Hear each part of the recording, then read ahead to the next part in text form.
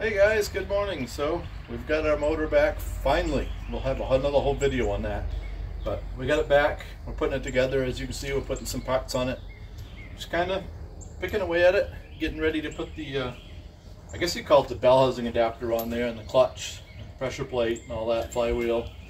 We'll go ahead and we'll get the pump on and get it timed here in a little bit, and then we'll stick it in the old Dodge. So we'll kind of bring you along as we go, but you can see it's starting to come together, and we're kind of excited to get it running and see how it goes. So we'll bring you back when we get a little farther along.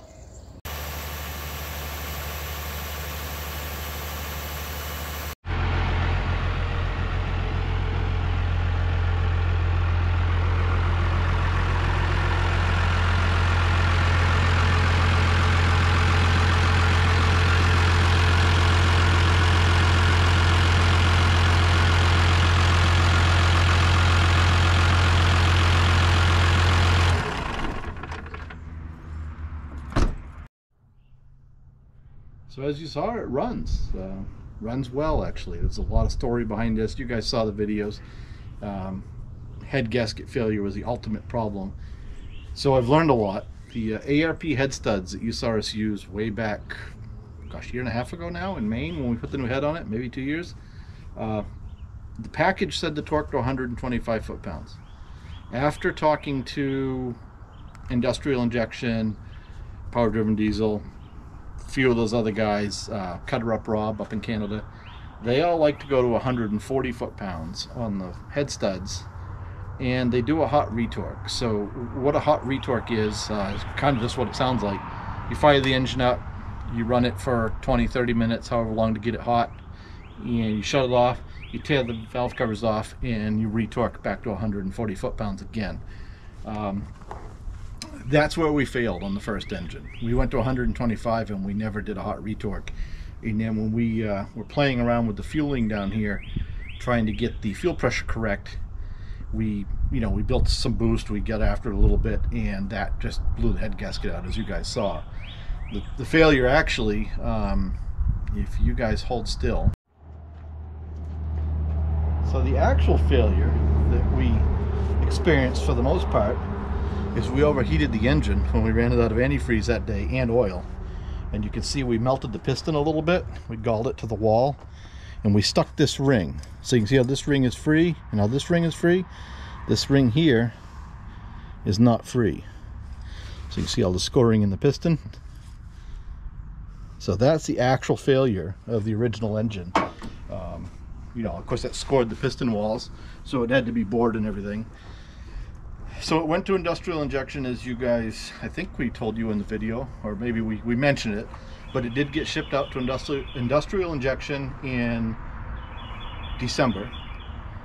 They went through it, they bored the engine out, they do all their stuff. I'm not going to go into details on what they do to the engine per se, because you guys can go to their channel, watch if you're really interested.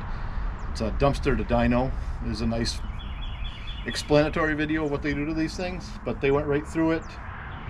There was a problem with the head, somehow, be it, I don't know, I'm not going to speculate. We built a crate, as you guys might have saw. It had a 3/4 inch plywood top. There was really no way for water to get in it, but the engine got wet and rusted some valve train and the head while they were waiting to work on it, and they ended up going right straight through the head. They changed the push rods, a lot of other stuff. We got it back from them. We did the Joe Gibbs racing oil as they recommend, comes with the engine. Ran that for 500 miles. We did the break-in, which is important. Sue actually did the break-in. You run it between, I think, 15 and 1800 RPMs for 20 minutes, if I remember right, varying the RPMs every minute or two. So she did that. I watched for leaks the whole time.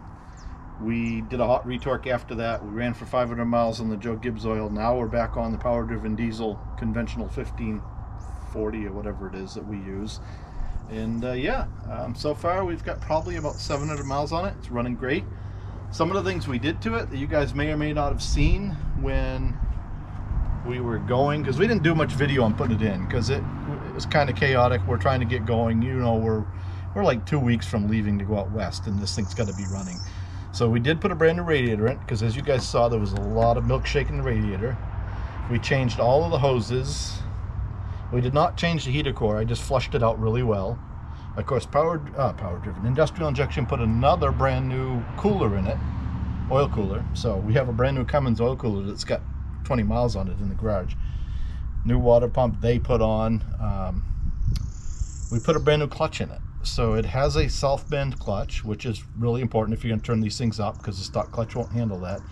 And the clutch was about, I think we come up with around 10 years old, 9 years old, something like that.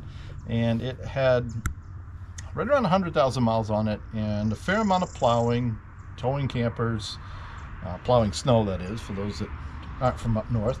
So we just decided while it was out, brand new clutch, brand new flywheel, pressure plate, throw-out bearing, all of that. It comes in a kit.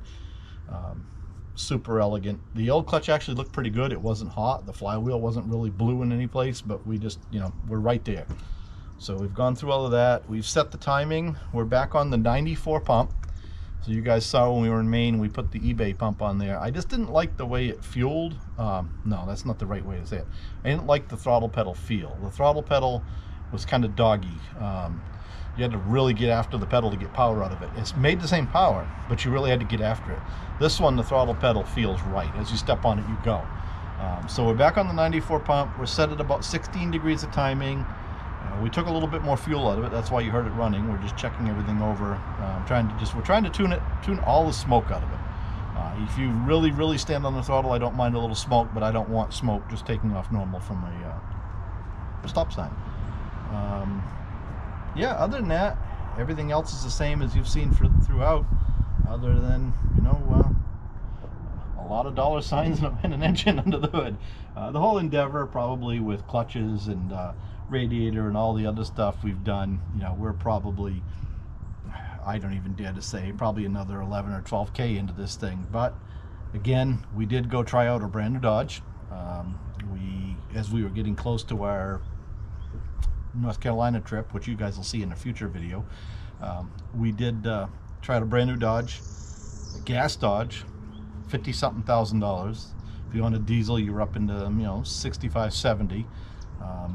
That's a pretty hard nut to swallow when this one runs, well, didn't run at the time, but should run pretty well. So yeah, you caught us. We were checking the air compressor, making sure we don't have any leaks. We keep a hose in the truck with the air chuck, so if we have to blow something up, we can use this. We have our Milwaukee M18 inflator that we use predominantly, but this is kind of like a backup to a backup. If you're on the side of the road and you got a bit of a problem, a slow leak, it's a lot easier to add a little pressure than it is to change a tire on the side of the road. And just having a couple ways to do that that are easily accessible. This lives right under the seat with the air chuck all in it. Pop the hood, plug it in, blow up a tire, you're good to go. So yeah, that's what you caught us doing. We've gone through, checked all the fluids. Basically at this point, the hitch is in it, fuel tank's in it.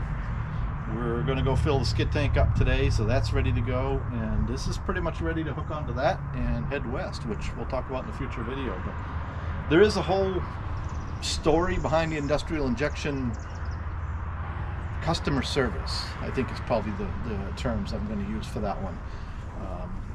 I'm going to save that for another video. I'm a little cranky, but yet not, so it's a hard thing to explain, but we'll sit down and do a whole video on that, maybe with a cold beer someday, and chat about that. The engine runs great, everything, there's no leaks. I mean, it's amazing. I can park this on the concrete driveway, come back the next day, and there's no spots under it. Doesn't seem right. Unless you forget and leave the hubs locked in. Yeah, that's a whole nother story. I still am fighting the free spin kit on this. I haven't found a good place to put the vent, and the old rear end that was in the regular cab, I had drilled off to the side of the ring gear like they suggested, and it pushed oil out the vent pipe anytime it was running. This one, I drilled a small hole in the cover, and I was going to tap and screw the fitting in the cover way off to the side. I can't get the tap in there, and we don't use four-wheel drive, like, ever. I mean, if we're going to use four-wheel drive, it's because we're stuck in the campground and we're going 10 feet, we're going to take it out of four-wheel drive. So I kind of forgot about it. I put a little silicone over the hole, and I'm like, you know, that's later me's problem. And when we put the truck together down here, why did I have the front end apart? That's a darn good question. But while we were working on the motor, I had the front end apart for some reason, and the hubs got locked in. And now we're driving around, and there's a little puddle under it. And Sue spent probably 4 hours under this thing looking for oil. She found a little clean oil on the fuel filter back here, and a little on this side of the engine. And we couldn't figure it out to save our life. We couldn't figure out where the oil was coming from. We assumed it was engine oil because it was perfectly clean and looked like oil. And we were pulling into the hardware store one day, and I had to turn tight to get into a parking spot, and it made a little jump, and I'm like, the hubs are locked in. That's our oil leak. And it was. So I've got to fix that, but that's probably not going to happen until we get back from out west. But I think that's about it. Can you think anything to add to it? No? She's shaking her head no. Like I said, we've taken some fuel out of it, taken a little power out of it, and yeah, we're just going to keep driving. And maybe when we're out west, we'll see. I've got the 185 horse pump off in Sue's truck, which you guys don't know about yet, but you'll see in a future video. It was a mistake, but well, you saw a little teaser in the Jeep video. I got that with me. I'm going to take that with me, and you guys might see a video of us out at Power Driven Diesel. We may strap this thing on the dyno and go for broke and see what happens. So if I can afford it, we may do that. We'll see. Sue's shaking her head and getting little quivers already. Anyways, thanks for watching, guys. Don't forget to like and subscribe.